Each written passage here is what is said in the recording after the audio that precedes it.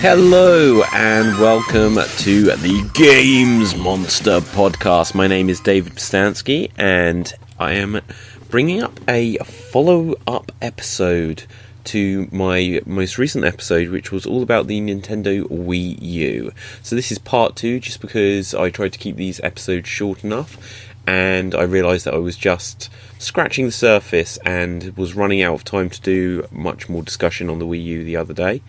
So I will continue a little bit of that for you right now. So, just to recap, if you haven't heard the previous episode, by all means do go and check out the previous episode. If you're listening to this one, why wouldn't you just go and listen to the other one first if this is a part 2? But anyway, just to give a brief recap, so the Nintendo Wii U. The Wii U was a console that sold 13 million consoles, and that was by far the least successful of Nintendo's major home console releases. And some of the things I examined was, did the naming of the Wii U confuse people enough to make it so it didn't sell? I don't believe so. I also spoke about, did it have the games library to support it? Did it have the innovation to support it? And I spoke about, did the tablet controller really make sense? We spoke about how Super Mario Maker made sense, but that came out so far into the console's life that it was too little too late.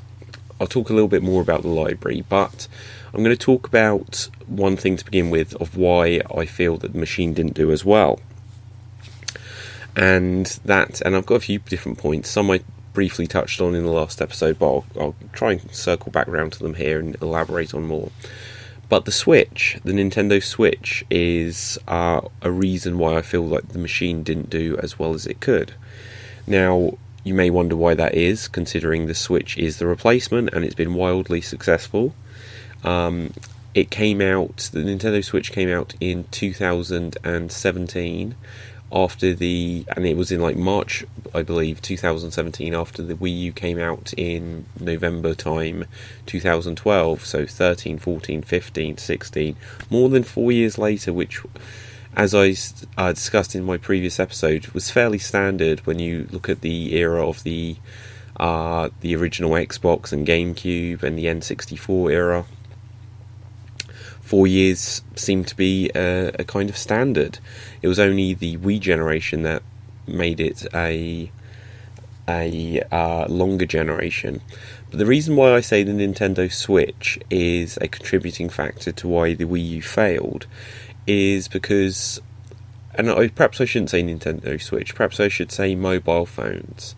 Now, people have been saying for years and years and years that mobile phones will mean that people don't need dedicated handheld or home consoles anymore, because you can just play, certainly handheld games on a mobile phone, and you can eventually, and I think we're kind of at this stage to some degree, get console quality games on a mobile.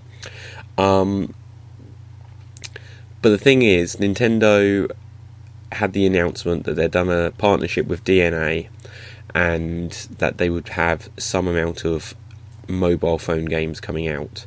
And Satoru Iwata, who was the couple of former presidents back of Nintendo, who died whilst he was still president, he announced when they were saying this partnership, probably to try and help people have faith in Nintendo, probably because they've got people who invest in the company, that we're not giving up on the home console business just because we're going to have some mobile phone games coming out. But the second he announced to try and put faith into people that Nintendo were not leaving the console business, that they're currently working on the successor to the Wii U, codenamed the NX, I think that really meant it was the end of the Wii U. Because even though as soon as the PS4 came out, we knew that there would be a PS5, and a PS5 will be coming out later this year, and we already know there's going to be a PS6, or at least we believe, the only reason there wouldn't be a PS6 is if, for example, consoles just become in the cloud, and perhaps they their future platform, PlayStation, and you don't need a box of any description, you just connect to the internet, who knows.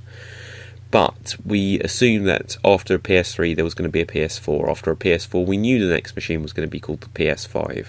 They went for a very simple, logical naming convention, and it makes sense and it works. Why ever change it? When you get something like PlayStation Portable, that makes sense. PlayStation Vita perhaps didn't make as much sense, and who knows if naming conventions do hurt successes of machines, but I still don't really know what Vita means. Maybe it means life. I seem to remember hearing that somewhere. But Nintendo, they announced the NX, and as soon as people knew that a new system was being developed, and we had a name for it, or at least a public code name for it, people felt, well, why invest? Why invest in the Wii U when we know something is going to replace it? And I can't remember if we got any sense of when it would be coming out or how far away it was. There may have been a sense of, but we won't hear about it for a year or something like that. That seems to come to mind. But that just really, really affected things. I'm going to take a quick swig of my drink in a moment, so apologies for that if you think the audio is going weird. But why would you buy a machine for, in this country at least, England, £200 plus, £250, a lot more expensive than the Wii was before it, when you know that it's only been out a couple of years, it's not been doing well, and now they've announced its successor? Doesn't make any sense. And so it didn't matter what else was coming out for the machine by that stage. It was doomed. Who was going to support it if you're a developer? Thinking, well, I'm going to put my games on this machine that hasn't been doing well, and there's going to be no promise of a larger install base. Because, simply put, they have announced the successor. We know that they are already planning for a replacement, and this was after, I think, 2 years of the Wii U being on the market. Now, it took them a lot longer to announce the Wii U when the Wii had come out, and I think it even taken them a lot longer to announce the revolution, as the Wii was known, when the GameCube was out. Excuse me. So the Wii U was truly doomed in that respect. Now, I spoke in the last episode about the innovation of the console being the tablet controller, and how it didn't match up to the innovation on the previous console of the Wii, of the Wii remotes. Now, you could still use the Wii remotes. That meant, as I discussed before, that you'd have two different controller schemes, and this asymmetrical gameplay was never really going to be a big selling point, because it would only work if you had multiple players in the same room. It wouldn't work if you were a solo player. If you're a single game player, or a single player game player, it wouldn't have any appeal to you. I personally, certainly by the time of the Wii U, was playing mostly single player games, so asymmetrical gameplay did nothing for me. Having things on Nintendo Land which were multiplayer only just devalued the package. Do excuse me.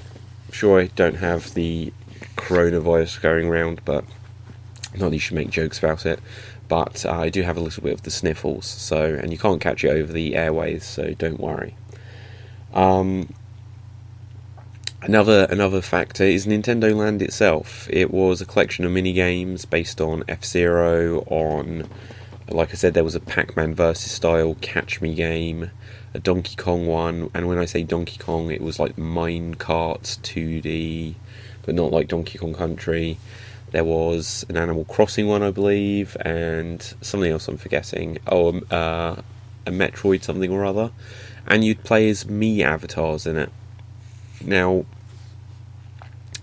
as big as the Mii avatars had been, or still are, or whatever, they aren't suitable replacements for the main stars of Nintendo. So a Nintendo Land game, which doesn't actually have the actual Nintendo characters in it, is a little bit of a lame thing at launch.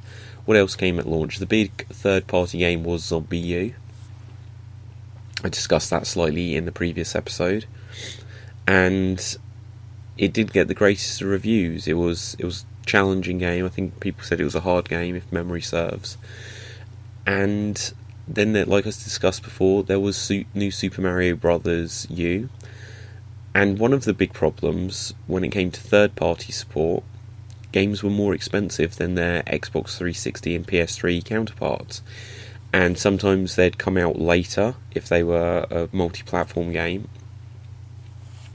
I think Tekken Tag Tournament 2 came out on the Wii U, and it was a lot more expensive if I remember correct back in the day. And the exclusives, the reason to get it for the Wii U was that it had some Bowser Arm. No, not Bowser Arm. Bowser Arm may have been in Bayonetta, but it got like some mushroom power-ups or Bowser something or other.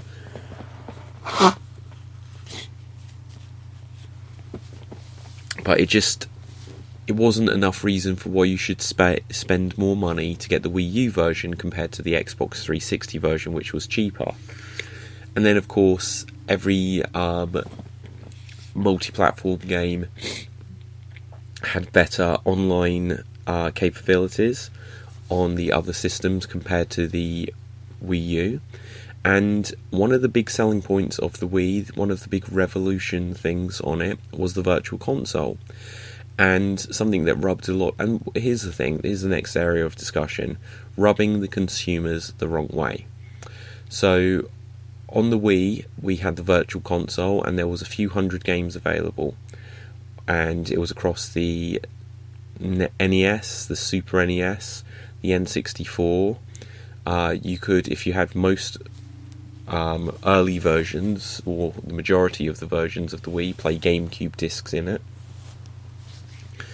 You could get Sega Mega Drive games, or Genesis games, as they say in the US. You could get Sega Master System games eventually, Commodore 64 games, Neo Geo games, TurboGrafx games, arcade games. And then when the Wii U came out, instead of just being like, well, look at all of these hundreds of games you can get, they're already backwards compatible, it was, right, you can just get a few NES games. And that's it. And then maybe there was some Super Nintendo games as well.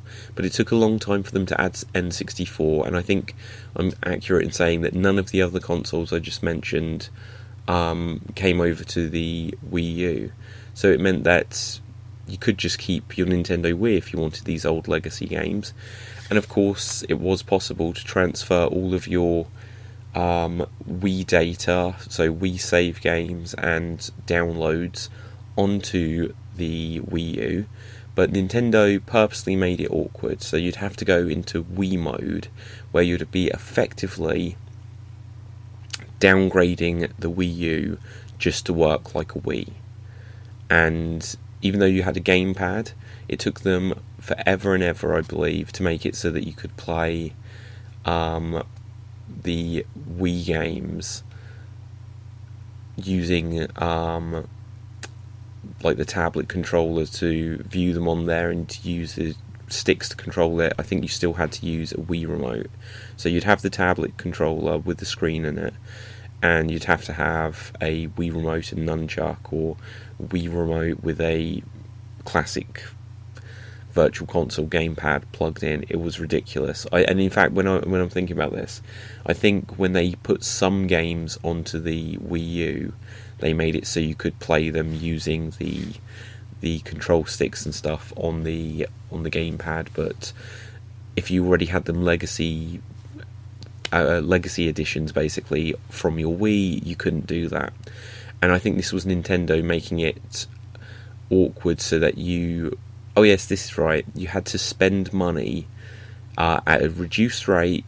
You could spend money to make it so that, I bought Super Mario Bros. For the NES on my Wii, and I can play it on my Wii U if I go into Wii mode, but if I want to play it using the gamepad controllers, I have to pay money so that it then pops up on my Wii U, and that wasn't fair.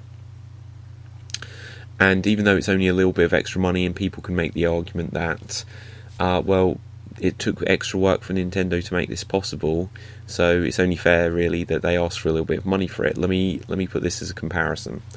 PlayStation.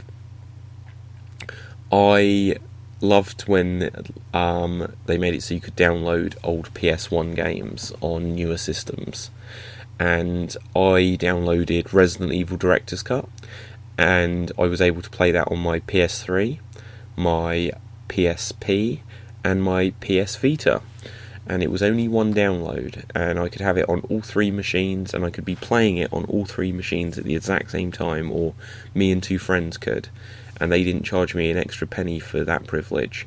And when the and it's not just, the PS3 and the PSP were out at the same time. When the PS Vita came out, they were like, well, you've got that, you can still have that because you've already bought it. We're not going to charge you for it again. We want you to have a strong library of games and just stick with our systems. But Nintendo rubbed people the wrong way. They also rubbed people the wrong way by putting out two different versions of the console.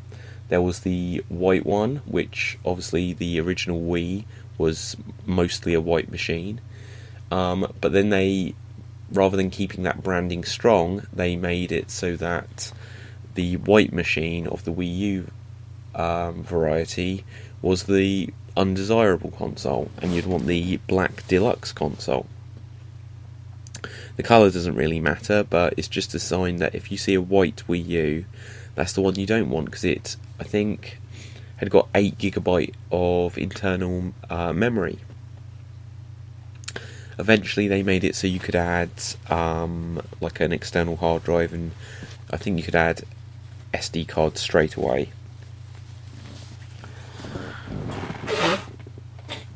I do apologise, everyone's hearing my cold, but I'm trying to power on and do this podcast for you all, so please stick with me, show a little bit of love and sympathy.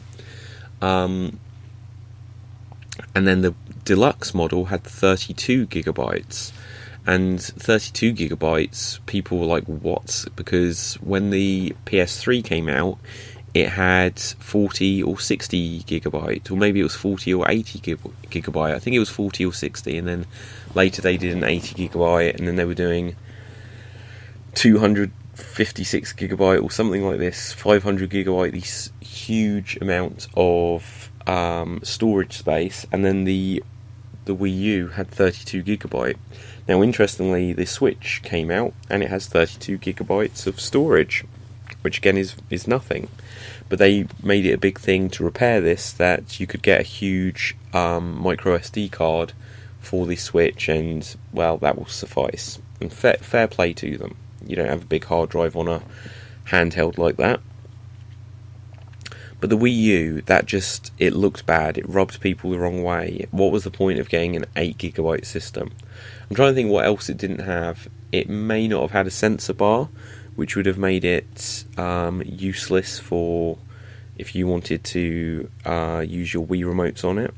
Obviously, no version came with Wii remotes, and it was just like, well, what is this proposition? Because lots of games require a Wii remote to get the most out of, and it doesn't come with one. You're giving a sense bar, but not always. You're not giving enough storage space always. And like I mentioned about before, it came with Nintendo Land, but it came out alongside New Super Mario Bros. U, which is a game that everyone would play, but it wasn't a reason to buy the system in itself. And let's try and see, third-party support died very, very quickly. Games didn't run as well, and that might be the developers and publishers' fault for not optimising them. Games didn't run as well, that you often had slower loading times or worse graphics, and you're playing with this much bigger controller in your hand. Unless I'm really mistaken, because I haven't actually played the Wii U in a little while, but there weren't analog triggers, so buttons could sometimes not be as good as on the other consoles. And third parties ran away really quick. The rumour was that EA, who make FIFA and Madden and so many other games, wanted and perhaps had agreed to run the online gaming side of the Wii U, and then Nintendo decided to do it themselves. So after there'd been some big announcement at an E3 about some super strong relationship, or I can't can't remember, it's like something like unparalleled relationship or something like this, they said, and that got mocked over time just because they jumped ship. The only FIFA game that came out for the Wii U, I think, was FIFA 13, the first one, that was available to come out during the system's lifespan, and there may have been another 3, 4 or 5 EA games come out during that launch window, which is another thing I'll get to in a second, and then no more. And then other console makers, game developers, jumped ship as well. I think I'm right in saying there was never a Konami game on the Wii U. Certainly there wasn't ever a Metal Gear Solid game. There wasn't a Pro Evolution game, so they didn't have either of the big 2 football games, soccer games. And there were Sega games, there were Sonic games, and some of them were exclusive Sonic games. But I'm trying to think what other third-party exclusives came out on the Wii U. I could look this up. I could probably do this in a part 3. That's if people haven't lost interest entirely by then.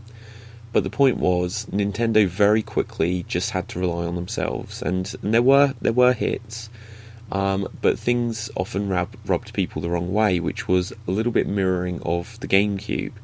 And people may wonder what I mean by that statement, and I'll get back to that on another episode. But they have a history at times of not quite giving people what they want. When they make things, they make fantastic things, but sometimes when people just say, oh yeah, we like that, we want more of that, Nintendo stubbornly won't do it. And whilst there will be plus sides of that, they're always innovating, sometimes it's just they don't give audiences what they want. I'll give the examples from the Wii U and talk about the GameCube examples another day. But when you think about it, we eventually got Star Fox, which I'm trying to remember when it came out. I think it was going to be a big Christmas game one year, but then got delayed because it was a horrible game. It could have been a great game, but the dual screen aspect to it meant that you mostly had to be looking at the first person cockpit view on the gamepad, which meant that what was happening on the TV screen, even if you tried to watch it, your aiming just wasn't accurate enough to play it that way. It wasn't what people wanted. Also, Star Fox Zero, as it was called, was another retelling of the original Star Fox, or Starwing, and which itself was then retold in Star Fox 64/Lilac Wars. And so they were just doing the same story again. It wasn't what people wanted. They wanted something new. What else was there?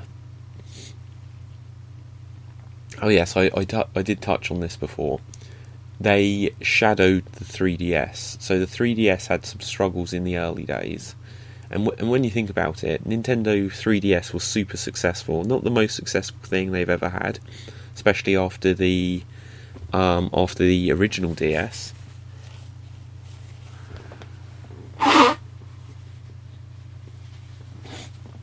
But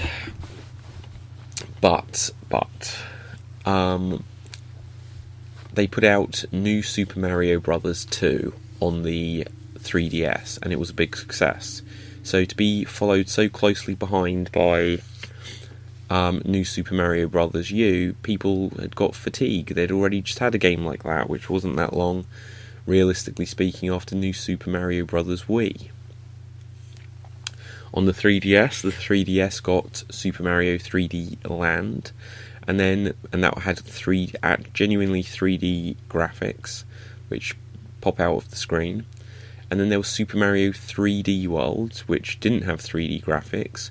It had beautiful graphics, but they weren't 3D. And whereas everyone praised the 3DS game for its mix between 3D Super Mario 64 style gameplay and the level design mentality of a 2D game, people wanted something more like Super Mario 64, Sunshine, and I would say Super Mario the Galaxy games are slightly different from the previous two, but something like that with the Wii U, and instead they got a game which felt very much like the 3DS game. I think only 1 year after it came out on the 3DS. So there was fatigue. Mario Kart 7 came out, and I think it was a year or year and a half later that Mario Kart 8 came out. So once again, there was fatigue, and not just fatigue of, well, it's one game and then we're playing a sequel a year later, because you get that with Call of Duty and things every year. But Mario fatigue, so someone else could tell me the time period, but within a year or two span, there was New Super Mario Bros. 2, New Super Mario Bros. U, Mario Kart 7, Mario Kart 8, Mario Kart 3D Land, Mario Kart 3D World, and that's 6 Mario games off the top of my head. There may have probably been more. Nintendo also, they didn't quite give people what they wanted, in that the Zelda game on the Wii U, Breath of the Wild, amazing game, truly incredible game, but was also a launch game on the Switch because it was so late coming. What did they give people instead? They gave people a HD remake of The Wind Waker, which improved lots of things and had arguably better graphics. But was it what people wanted? Because when you go back in time and see the reveal and everything of Wind Waker when it came out on the GameCube, and this is Sankar talking that other episode I've alluded to, it wasn't quite what people wanted. And even though so much of that ill feeling towards the graphics went away as soon as people played it, and then everyone seemingly loved the Wind Waker, there was probably people that just didn't give it a chance. And so re-releasing that game was, why that game? Eventually they'd re-release Twilight Princess, but it was Twilight Princess, even though it came out on the GameCube, it came out first on the Wii. Now putting it out on the Wii U, it was in living memory, and you could actually play it, the actual Wii disc, on the Wii U. So, and like the graphics, they didn't polish them as much as they had with Wind Waker HD. So they just kind of didn't give people what they wanted on the Zelda front. They had the Year of Luigi. Now what a thing that was. It lasted beyond one calendar year, but I think it was kind of like an academic year in that it was like from March to March or something.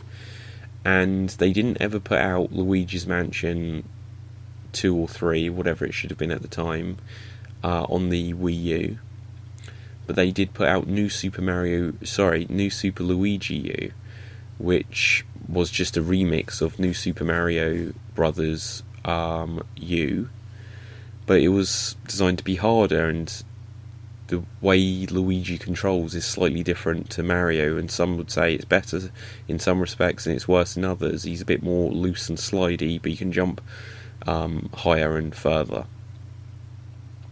And we got Dr. Luigi with some L-shaped pills or germs or whatever comes up, and in Super Mario 3D World, there was hidden Luigis about the place to celebrate the Year of Luigi. There was a 3DS game where it was, I think you're either inside Luigi or playing as Luigi, and you're inside Mario, and it's like a dream or something like this, or you're microscopic. And so they said all these things, Year of Luigi. Now, the funny thing with that is, again, I'm sort of half doing this episode here, just talking about the GameCube, but Luigi's Mansion launched the GameCube, and GameCube wasn't a huge success. So why would you feel the need to bring back that essence with the Year of Luigi? It wasn't the smartest marketing thing, which is a shame, because I love the character Luigi. I think, I kind of root for the underdog often. Hence why so many times I've rooted for Nintendo, but, then they have huge successes, but people still see them as the underdog. It's a weird thing sometimes. Pokemon, everyone wanted them to put out a Pokemon game, and they kind of didn't. I'm trying to think what Pokemon games did come out, whereas you'd had Pokemon Stadium and Pokemon Battle Revolution or something. I don't think there was an equivalent to that on the Wii U. I might be wrong. Tell me what it was if I'm wrong. But people were like, we're going to get the online MMO Pokemon game. Nope, we didn't. Didn't give people what we wanted. We didn't get Metroid Prime 4, and we're still waiting for that on the Switch. We didn't get... There was like so many sequels to franchises that just Nintendo abandoned. F-Zero, we didn't get a new F-Zero. We didn't get a new wave race or 1080 snowboarding.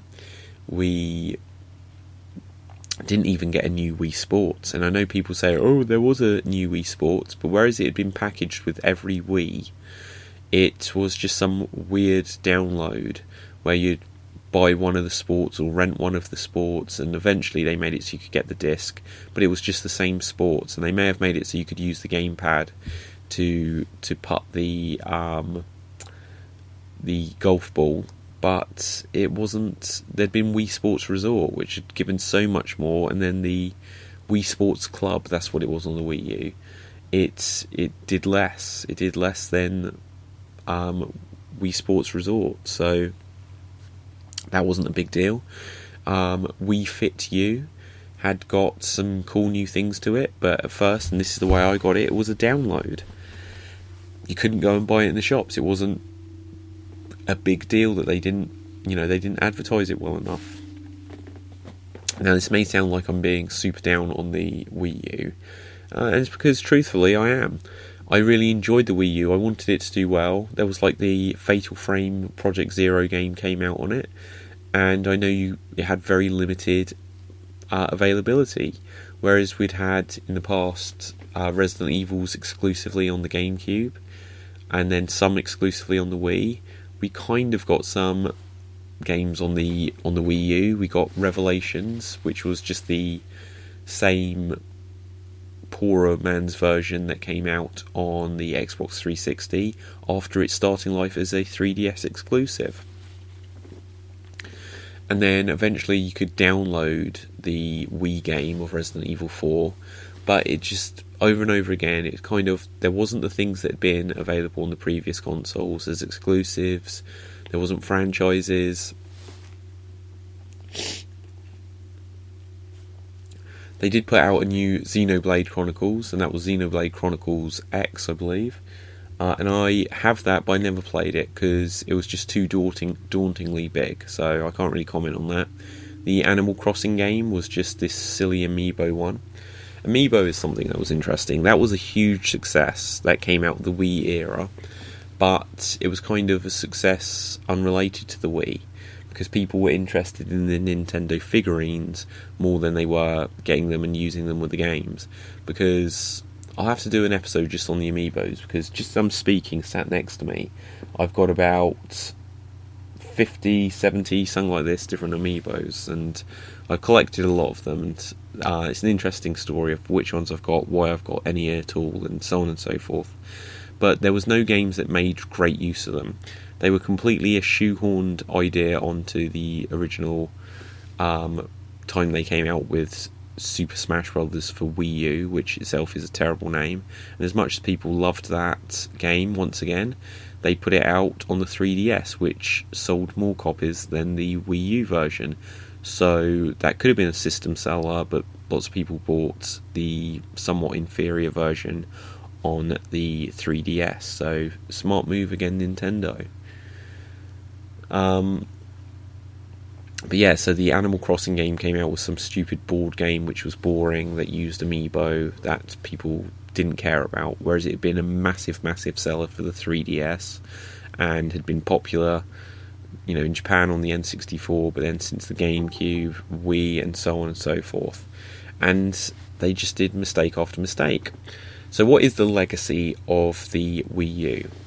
The legacy, realistically, is two things. One, the games are getting rapidly re-released. I'll speak about them in a second. And the other thing is the Nintendo Switch itself. So let's look at some of the games. So Splatoon, that's a big new franchise, the biggest new franchise that came out during the era of the Wii U for Nintendo.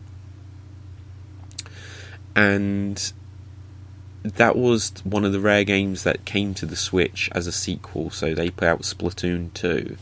And I think a lot of the original levels and ideas you can still play in the sequel, so it's more like a expanded world kind of thing, rather than being an absolutely brand new sequel. So in that sense it came over. Smash Brothers Ultimate came over,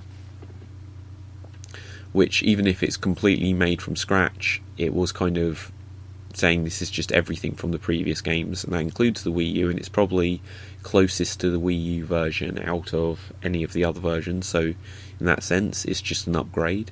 New Super Mario Bros. U Deluxe, Mario Kart 8 Deluxe. Because of that, in fact, the Switch is the first Nintendo machine, discounting the Virtual Boy, since the era of the Super Nintendo, not to get and the Game Boy Advance. First handheld of any description since the Game Boy Advance where there hasn't been a new Mario Kart. It was Mario Kart 8, plus they fixed the battle mode, which no one liked on the Wii U, once again not giving people what they want. And they added perhaps some VR mode and maybe a couple of extra characters, but I couldn't even swear that, to be honest. I think they did, I can't remember who, like Paratrooper or something like this.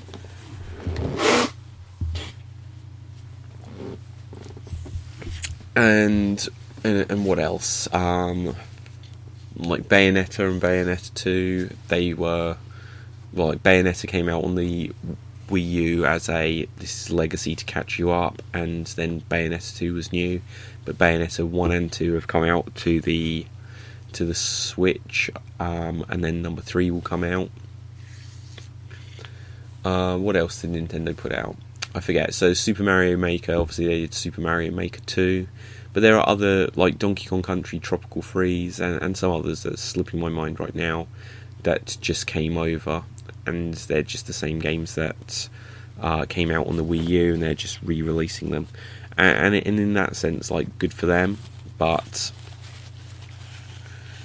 it means that if you were to look back, if I look back, even though you can download Virtual Console games on the Wii and the Wii U itself, and you can say, well, those games are no longer exclusive to the NES, N64 or whatever, you could still look back at the exclusive games for, like, if I wanted to play Donkey Kong Country properly, well, not properly, but if I wanted to play them, it's like, well, they're Super Nintendo games, and even though they may have re-released them later on the Wii and Wii U, they were Super Nintendo games. Mario 64 is N64 game, and like Mario Galaxy is a Wii game, even though again they put it out on the Wii U. All of the big Wii U things became big re-releases, and that's the difference actually when I think about it. Putting something on the Virtual Console is one thing, but Donkey Kong, Tropical Freeze, and Hyrule Warriors Legends, as it became, they were big releases on the Wii U, and then they were big releases on the Switch because they knew not enough people had played them. So great, let's just put them out and call them a big release. They weren't cheaper, they were the same. They may have had a few bells and whistles, but they were essentially the same game. And because of that, we didn't get a new Mario Kart. We haven't had a brand new 2D Mario platformer. Obviously Mario Maker, but that's a different kettle of fish really. And then of course the Switch. Let's talk about the Switch. And it's a shame because the Wii U was almost like the prototype for the Switch. One of the things in the previous episode I said is that you'd have this tablet controller with a screen where you could play games away from your TV. You didn't have to have the TV on, and you could still play games on the handheld, even though they're home console games, but you were tethered to that room. You couldn't go too far out the room, or sometimes even within the same room you'd start to lose video signal. And what this Switch did is it said, right, let's just make the whole console the tablet. People like the idea of being able to play on the screen or on the tablet controller. So basically, instead of making it so that the tablet was tethered to the console, they made it so that the console part, the TV part, was tethered to the handheld.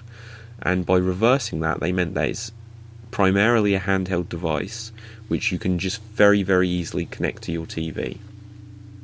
And of course, there was ways of doing that with the PSP, if you even go far back as then. But the way you'd have the Joy-Cons, the separate controllers, really made it feel like it was something that was switching from one thing to another. it was a shame, because some of the things that were lost is you couldn't have the dual screens. As much as I've said that wasn't a great idea, it did mean that some things will be lost. You don't have a stylus, and it meant that one of the things, probably the thing I've done most on my Wii U, was do drawings in Art Academy. Now, I probably wouldn't do that on the Switch even if it was available, just because I've now got an iPad Pro and I can use my Apple Pencil to use very sophisticated art programs to do drawings, and then they're easily turned into JPEGs and you can put them onto your PC or whatever. And that wouldn't ever be as easy on the Wii U or Switch anyway. But back in the day, I just loved being able to draw on a computer screen that you could do on a Wii U, and it was great.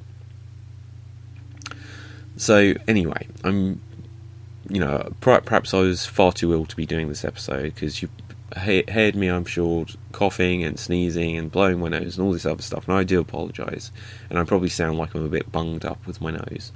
But I wanted to do this episode whilst it was still fresh enough in my mind after the last part, so I hope you have enjoyed it.